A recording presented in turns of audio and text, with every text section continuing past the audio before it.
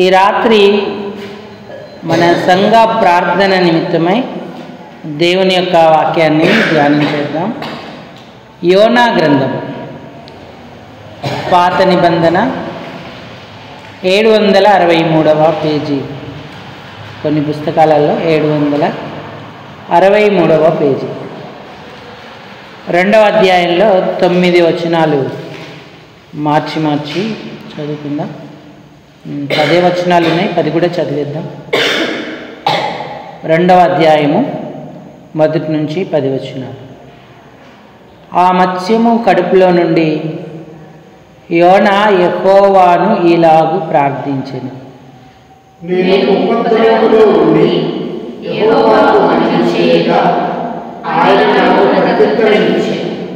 పాతాళ గర్భములో నుండి నేను లేగా నీవు నా ప్రార్థన అంగీకరించినావు. నీవు నన్ను అగాధమైన సముద్ర గర్భంలో పడవేసి ఉన్నావు. ప్రవాహములు నన్ను చుట్టుకొని ఉన్నవి. నీ తరంగములు, నీ కరుళ్ళును నన్ను కప్పి ఉన్నవి. నీ సన్నిధిలో నుండి నేను వెలివేయబడును.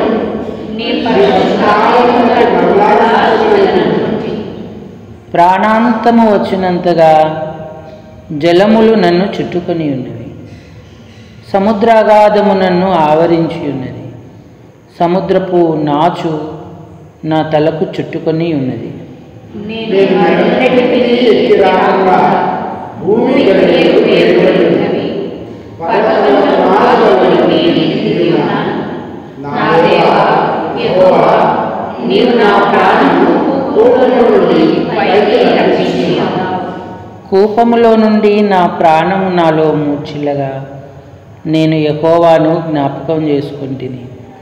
నీ పరిశుద్ధాలయములోనికి నీ యొద్దకు నా మనవి వచ్చెను. అసత్యమైన దేవతలను లక్షించువారు తమ ఆకారాలను విసర్జింతురు. కృతజ్ఞతాస్తుతులు చెల్లించి నేను నీకు బలులు అర్పింతును. నేను మ్రొక్కుకొని నా మ్రొక్కుబళ్లను చెల్లింపక మానను. యెహోవా యొద్దనే రక్షణ దొరుకును అని ప్రార్థించెను. అంతలో యెహోవా మత్స్యమును ఆజ్ఞాపించగా అది యోనాను వేసేసింది. చాలండి. చదువుకున్న ఈ లేఖన భాగం చేరిరాగలిగిన మన హృదయాలకు ఈ రాత్రి సంఘ ప్రార్థనా ప్రోత్సాహ నిమిత్తమై హెచ్చరికగా, పురిగొల్పుగా, ఆశీర్వాదకరంగా, దీవెనకరంగా ప్రేమగల దేవుడు చేయునుగాక.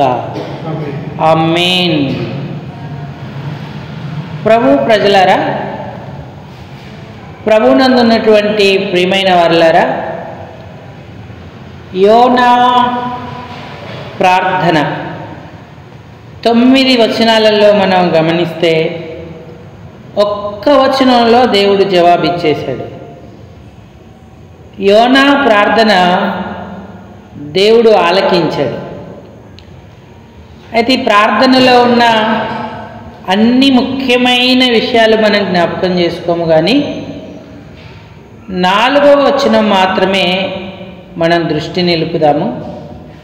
4వ వచనంలో ఏమని రాయబడిందంటే, నీ సన్నిధిలో నుండి నేను వెలివేయబడినను, ఆ నీ పరిశుద్ధాలయము తట్టు మరలా చూచెదననుకొంటిని అన్నాడు. నీ సన్నిధిలో, ఈ మాట మీద మన మనసు నిలుపుదాము. యోన అంటే గువ్వ లేదా పావురము అని అర్థం. యోన పవిత్రతను, నిష్కలంకమైన జీవితాన్ని సూచిస్తూ ఉన్నాడు. యోన ఎప్పుడూ దేవుని సన్నిధిలోనే ఉండేవాడు. అందుకే ఉత్తర దేశమైన ఇశ్రాయేలుకు, అలాగే ఇతరమైన ప్రజలకు కూడా ఆయన ప్రవక్తగా తన ప్రవచనాలను, దేవుని యొక్క వాక్యాన్ని అందిస్తూ వచ్చాడు. కానీ యోనా ప్రార్థనలో ఒక విషయం గుర్తిస్తున్నాం ఏంటంటే, నీ సన్నిధిలో నుండి నేను వెలివేయబడినాను అన్నాడు. వెలివేయబడినను అంటే ఎవరు వెలివేశారు యోనాను?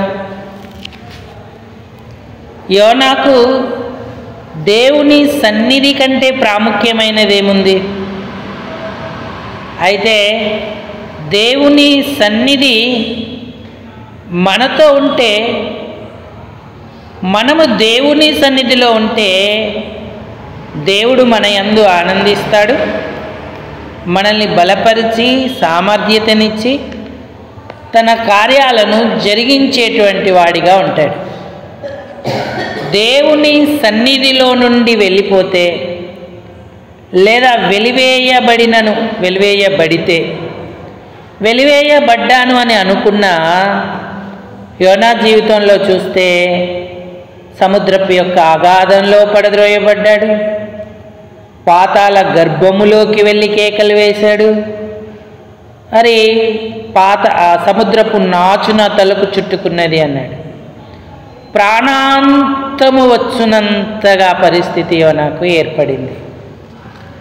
యోనా దేవుని సన్నిధిలో నుండి పారిపోతున్నాడు అని మనం చూస్తూ ఉన్నాం.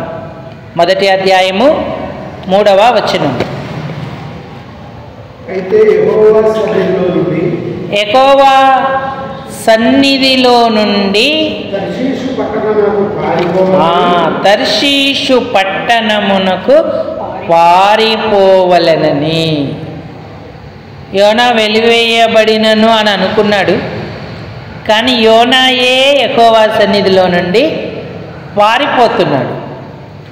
ఎందుకు పారిపోతున్నాడంటే నినేవే పట్టణస్థులకు దుర్గతి కలుగునని ప్రకటించుము అంటే ఆ పని చేయకుండా యోనా వేరే వైపుకు పారిపోతూ ఉన్నాడు. అయితే దేవుని సన్నిధిలో నుండి పారిపోవడం, దేవుని సన్నిధి నుండి వెలివేయబడడం, దేవుని సన్నిధిలో ఉండకపోవడం ప్రాణాంతమొచ్చునంత పరిస్థితి ఏర్పడుతుందని యోనా గ్రహించి మరలా నీ పరిశుద్ధాలయము తట్టు చూచెదననుకొంటిని అన్నాడు. అక్కడ యెహోవాను జ్ఞాపకం తెచ్చుకున్నాడు. కూపములో నుండి నా ప్రాణము నాలో మూర్ఛిల్లగా నేను యెహోవాను జ్ఞాపకం చేసుకొంటిని, నీ పరిశుద్ధాలయములోనికి నీ యొద్దకు నా మనవి వచ్చేను అన్నాడు. అంటే ప్రియులారా, ఈనాడు మన ఆత్మీయ పరిస్థితి ఎలా ఉంది? యెహోవా సన్నిధి మనల్ని ఆవరించిందా? యెహోవా సన్నిధిలోనే మనం ఉన్నామా? లేక పారిపోతున్నామా? లేక వెలివేయబడుతున్నాను అనుకుంటున్నామా? దేవుడు ఏదెనులో నుండి ఆదామును వెళ్ళగొట్టాడు. ఆదాము ఆజ్ఞను అతిక్రమించినందున పాపం అతనిలోకి ప్రవేశించింది. ఆ తర్వాత అతని కుమారుడైన కయీను కూడా దేవుని సన్నిధిలో నుంచి వెళ్ళగొట్టబడ్డాడు.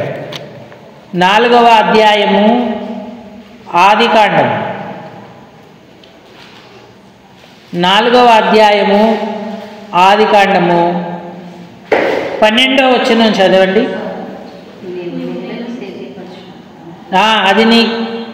అది తన సారమిక మీదట నీకు ఇయ్యదు,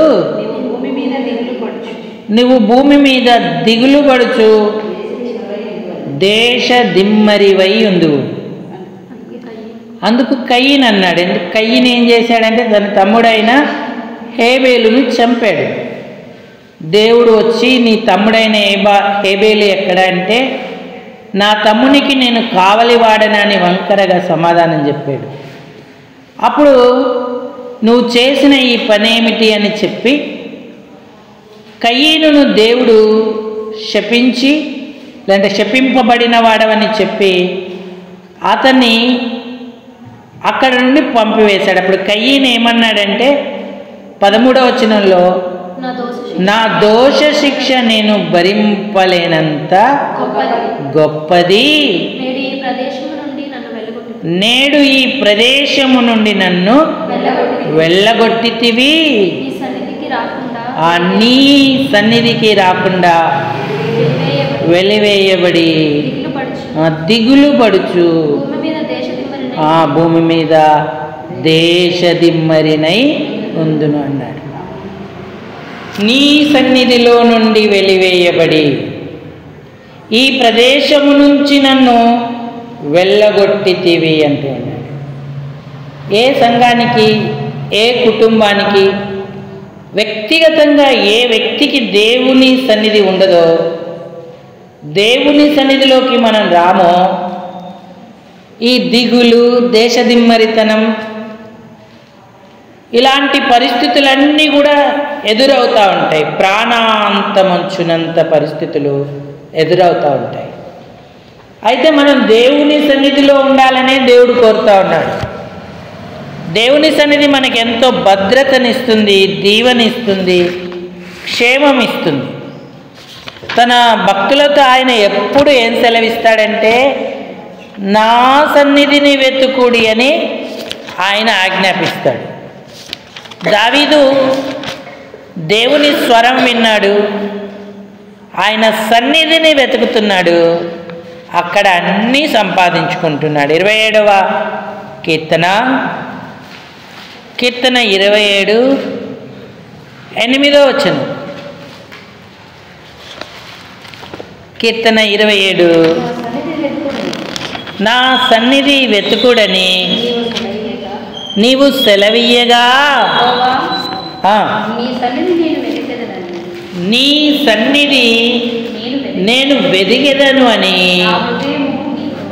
నా హృదయము నీతో అనెను. దేవుని సన్నిధిని వెతుకు అన్న స్వరం ఆయన హృదయం వింటుంది. ఎప్పుడైతే ఆ మాట విన్నాడో, నీ సన్నిధిని నేను వెతికెదను అని నా హృదయము నీతో అనేను అన్నాడు. కానీ శరీరం అనదు. శరీరం ఏమంటుందంటే, ఇంకొంచెం నిద్ర, ఇంకొంచెం చేతులు ముడుచుకొనుట, ఇంకొంచెం అని శరీరం అంటుంది. ఎప్పుడైతే ఆ స్వరాన్ని మనం వింటామో అప్పుడు ఆయనకు మనం లోబడితే మనం ఆయన సన్నిధిన నిలిచి ఉండేవారం అవుతాం. శరీరమును ఈడ్చుకొని నీ సన్నిధికి వచ్చి తిని అని లేఖనంలో ఉంది. కాబట్టి శరీరాన్ని కూడా సిద్ధం చేసుకొని ఆయన మాట వినాలి.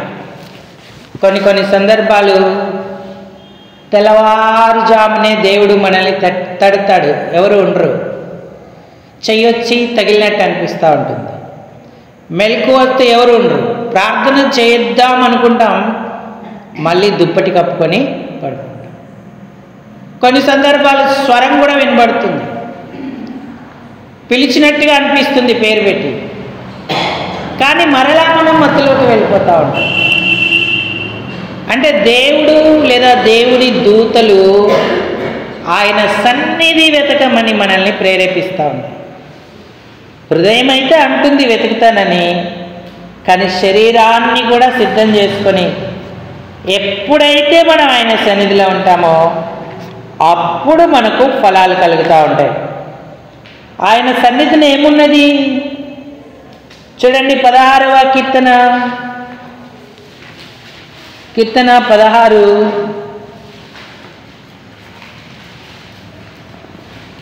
8వ వచనం చదవండి. సదాకాలము యెహోవాయే నా గురి ఆయన నా కుడి పార్శ్వమున ఉన్నాడు కనుక నేను కదల్చబడను. 11వ వచనం చదివి మళ్ళీ 9 చదువు. జీవమార్గమును నీవు నాకు తెలియజేసేదవు, నీ సన్నిధిని సంపూర్ణ సంతోషము కలదు, నీ కుడి చేతిలో నిత్య సుఖములు కలవండి. దేవుని సన్నిధి, సన్నిధి అంటే అర్థం సమస్తమున్న నిధి. ఆ సన్నిధిలో సంపూర్ణ సంతోషము గలదు అన్నాడు. మనం ఎల్లప్పుడూ సంతోషంగా ఉండాలనేదే దేవుని చిత్తం. అయితే సన్నిధిని వెతికే వారికి ఆ సంపూర్ణ సంతోషం కలుగుతుంది, సంపూర్ణ ఆరోగ్యం కలుగుతుంది, సంపూర్ణంగా ఆయనలో బలపడడానికి మనకు సహాయం కలుగుతూ ఉంటుంది. కాబట్టి ఆయన సన్నిధి వెతకడానికి మనం వ్యక్తిగతంగా, కుటుంబముగా, సంఘముగా సిద్ధమవుతా ఉన్నామా?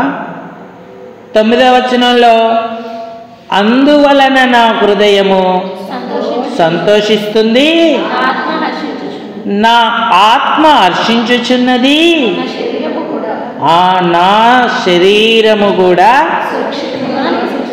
దేవుని సన్నిధి ఎవరిని ఆవరిస్తే వారికి ఇన్ని ఫలాలు, ఆశీర్వాదాలు ఉంటాయి. దేవుని సన్నిధికి వెలుపల దిగులు, దేశదిమ్మరితనం, చింత, వేదన తప్ప మరొకటి లేదు. నీ సన్నిధిని సంపూర్ణ సంతోషము గలదు అన్నాడు. అన్నీ సంపూర్ణంగా ఆయన సన్నిధిలోనే మనకు దొరుకుతాయి. అది సంతోషమే కానీ, ఆరోగ్యమే కానీ, ఆర్థిక అవసరతలే కానీ, ఆత్మీయ అభివృద్ధి కానీ, అంతా ఆయన సన్నిధిలోనే మనకు దొరుకుతూ ఉంటుంది. కాబట్టి ఆయన సన్నిధికి మనం ఎప్పుడు ఎడంగా ఉండకూడదు, ఎప్పుడు వెలివేయబడినట్టుగా అనుకోకూడదు, ఎప్పుడు ఆయన సన్నిధిలో నుంచి వెళ్ళగొట్టబడకుండా మనం జాగ్రత్త వహించాలి. ఆయనకు ఆయాసకరమైన పాపాలు, ఆయనకి ఇష్టం లేని మార్గాల నుంచి క్రమముగా వైదొలుగుతూ మనం ప్రభువుని సేవించాలన్న వాంఛ కలిగి ఉంటే ఆయన సన్నిధిలో మనల్ని ఆయన స్థిరపరుస్తాడు. దావీదు ఎందుకు వెతుకుతున్నాడు ఇప్పుడంటే, ఒకప్పుడున్న దేవుని సన్నిధిని దావీదు కోల్పోయాడు. ఎందుకు కోల్పోయాడు? బత్షెబా విషయంలో ఆయన, ఇంకా అనేక విషయాలలో ఆయన తప్పిదాలు చేశాడు కాబట్టి. కానీ ఆయన ప్రార్థన తిరిగి పరిశుద్ధాలయము తట్టు ఆయనను చూచేటట్టు చూసింది. దేవుని సన్నిధి బలంగా వారి మధ్యకు వచ్చేటట్టు చేసింది. 51వ కీర్తనలో దావీదు కోరుతున్నటువంటి మాట ఏంటంటే, 10వ వచనం 11వ వచనం చదవండి. దేవా నాయందు శుద్ధ హృదయము గలగజేయుము, నా అంతరంగములో స్థిరమైన మనసు నూతనంగా పుట్టించుము, నీ సన్నిధిలో నుండి నన్ను త్రోసివేయకుము, నీ పరిశుద్ధాత్మను నా యొద్ద నుండి తీసివేయకుము, నీ రక్షణానందం నీ సన్నిధిలో నుండి నన్ను త్రోసివేయకుము అని బ్రతిలాడుకుంటున్నాడు. మరి యోనా ఎలాగైతే దేవుణ్ణి వేడుకున్నాడో, దావీదు ఎలాగైతే దేవుని సన్నిధి కోరుకున్నాడో, మనము కోరుకుంటే ధన్యులమవుతాం. రక్షణానందమే కాదు, అన్ని మరలా ఆయన మనకు అనుగ్రహించగలడు. ఆరోగ్యం మరలా అనుగ్రహించగలడు, ఆర్థిక అభివృద్ధి మరలా అనుగ్రహించగలడు, ఆశీర్వాదాలు, దీవెనలను కూడా ఆయన మరలా పుట్టించగలడు. అందుకే అనేక సంవత్సరాల పంటను నేను మీకు మరలా తిరిగి ఇత్తును అన్నాడు. అంటే మరలా పొందాలంటే దేవుని సన్నిధిని మనం సంపాదించేటువంటి వారంగా, బలపడేటువంటి వారంగా ఉండాలి. అబ్రహాము ఏది అడిగినా దేవుడు ఎందుకు ఇచ్చాడంటే, అబ్రహాము ఇంకా యెహోవా సన్నిధిలో నిలిచియుండెను అన్నాడు.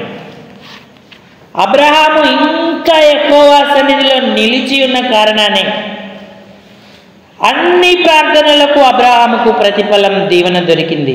ఎందుకంటే ఆ సన్నిధి ఎంత గొప్పదో అబ్రహాము గ్రహించగలిగాడు, గుర్తించగలిగాడు. ఆ సన్నిధి విడిచిపోకుండా ఆయన అక్కడే నిలిచి దేవుని మహిమను పొందుకున్నాడు. ఆ సన్నిధి అతనికి బలంగా ఉంది. అందుకే నీ సన్నిధిలో ఇష్మాయేలును బ్రతకనిమ్ము అన్న మనవి కూడా దేవుడు విన్నాడు. చూడండి, ఆదికాండం 17వ అధ్యాయము 18వ వచనం చదవండి. అబ్రహాము ఇష్మాయేలును నీ సన్నిధిని బ్రతుకననుగ్రహించుమని దేవునితో చెప్పగా మొదట వాగ్దానాన్ని జ్ఞాపకం చేస్తున్నాడు. నిబంధన చేశాను కదా, నేను ఇస్సాకుతో నా నిత్య నిబంధన స్థిరపరుస్తానని చెబుతూనే 20వ వచనంలో ఏమన్నాడు? ఇష్మాయేలును గూర్చి నీవు చేసిన మనవి నేను వింటిని అన్నాడు. అసలు ఇష్మాయేల్ గురించి పట్టించుకోవాల్సిన అవసరం లేదు. కానీ అబ్రహాము అడిగినందుకు దేవుడు ఆ దీవెన అబ్రహాముకి ఇచ్చాడు. ఎందుకు? అబ్రహాము ఇంకా దేవుని సన్నిధిలో ఉన్న అనుభవాన్ని బట్టి. ఒకవేళ అబ్రహాము హాగరు విషయంలో తప్పిపోయి కొన్ని సంవత్సరాలు ఆయన స్వరం వినకపోయినప్పటికీ కూడా దేవుడు ఆయనకు ప్రత్యక్షమై ఏమన్నాడు? ఆదికాండం 17వ అధ్యాయంలో, దేవుని సన్నిధిన ఉంటే సంపూర్ణ సంతోషం కలుగుతుంది, అలాగే దేవుని సన్నిధిలో నడిస్తే మనము నిందారహితులం అవుతాం. 17 మొదటి వచనం ఆదికాండం. అబ్రహాము 99 ఏండ్ల వాడైనప్పుడు యెహోవా అతనికి ప్రత్యక్షమై, నేను సర్వశక్తి గల దేవుడను, నా సన్నిధిలో నడుచుచు నిందారహితుడవైయుండుము అన్నాడు. కోల్పోయిన ప్రత్యక్షత మళ్ళీ అబ్రహాముకు లభించింది. ఇప్పుడు సన్నిధిలో నడుస్తూ నిందారహితుడయ్యాడు. ఆ సన్నిధిలో నిలిచాడు. ఆ సన్నిధిలో నిలిచి ఉన్న కారణం చేత దేవుడు ఆయన మనవులన్నీ కూడా ఆలకిస్తూ ఆయనకు సహాయం చేస్తూ వచ్చాడు. ఆయన సన్నిధిలో సంపూర్ణ సంతోషం ఉంది. ఆయన సన్నిధే మనల్ని నిందారహితులుగా చేస్తుంది, మన ప్రార్థనలు ఆలకించేలా చేస్తుంది, మనకు ప్రతిఫలం వచ్చేలా చేస్తుంది. మోషేతో కూడా దేవుడు నా సన్నిధి నీకు తోడుగా వచ్చును అన్నాడు. మోషే దేవుని సన్నిధిలో ఉన్నాడు, ధన్యుడయ్యాడు. నిర్గమకాండం 33వ అధ్యాయము 14వ వచనం. అందుకైన నా సన్నిధి నీకు తోడుగా వచ్చును, నేను నీకు విశ్రాంతి కలుగజేసేదను అన్నాడు. దేవుని సన్నిధి ఉంటే మనకు నెమ్మది, అలాగే విశ్రాంతి కలుగుతుంది. నా సన్నిధి మీతో కూడా రాదు, నేను రాను అని దేవుడు చెప్పినప్పుడు మోషే ఒప్పుకోలేదు. నువ్వు మాతో రాకపోతే మేము వెళ్ళం, నువ్వు మాతో వస్తేనే మేము బయలుదేరుతామని చెప్పి మోషేకు దేవుని కటాక్షము దొరికింది. అప్పుడు మోషే దేవుని సన్నిధితో బయలుదేరాడు. కాబట్టి మన ఆధ్యాత్మిక జీవితంలో ఆయన సన్నిధిని ప్రేమిస్తున్నామా? ఆయన సన్నిధిలో వెలివేయబడుతున్నామా? ఆయన సన్నిధి నుండి పారిపోతున్నామా? ఆయన సన్నిధి నుంచి వెళ్ళగొట్టబడుతున్నామా? ఆయన సన్నిధిని ప్రేమించి ఆయన దగ్గరికి వచ్చిన వారందరికీ కూడా తప్పక ప్రతిఫలం కలుగుతుంది. యోనా ప్రార్థన దేవుడు విన్నాడు. దావీదుకు నెమ్మది, అలానే దావీదు జీవితంలో అనేక కార్యాలు ఆ సన్నిధి ద్వారా దావీదు పొందుకున్నాడు. అబ్రహాము, మోషేలు కూడా యెహోవా సన్నిధిలో బలపడి నిలిచి సమర్థవంతంగా దేవుని కార్యాలు చేయగలిగిన వారిగా ఉన్నారు. ఈనాడు సన్నిధి లేకపోతే మనమేమీ కూడా చేయలేదు. కాబట్టి మనం కోరుకోవాల్సిందల్లా ఏంటంటే వ్యక్తిగతంగా, కుటుంబముగా, సంఘముగా, అయ్యా నీ సన్నిధి నిరంతరం మాతో ఉంచు, నువ్వు మాతో రాకపోతే మేము ఎక్కడికి వెళ్ళలేము అని ప్రభువుకు చెప్పాలి. ఎప్పుడైతే ఆయన సన్నిధి మనతో ఉంటుందో మనం గొప్ప దీవెనలను పొందుతాం. అటు భౌతికమైనవే కాదు, ఆత్మ సంబంధమైనవి కూడా మనం పొందుతాం. అప్పుడు దేవుణ్ణి ఆయన మహిమ కొరకు మనం సేవించగలుగుతాం. అంటే దేవుని సన్నిధితోనే మన జీవితాన్ని ఆరంభించాలి, దేవుని సన్నిధితోనే మన జీవితాన్ని ముగించాలి అని మనం మంచి నిర్ణయం తీసుకొని నడుచుకునే వరంగా ఉండాలి. ఈ తలంపున దేవుడు దీవించునుగాక. అందరూ తలలు వంచి కళ్ళు మూసుకోండి, మనం ప్రార్థనలోకి వెళదాము.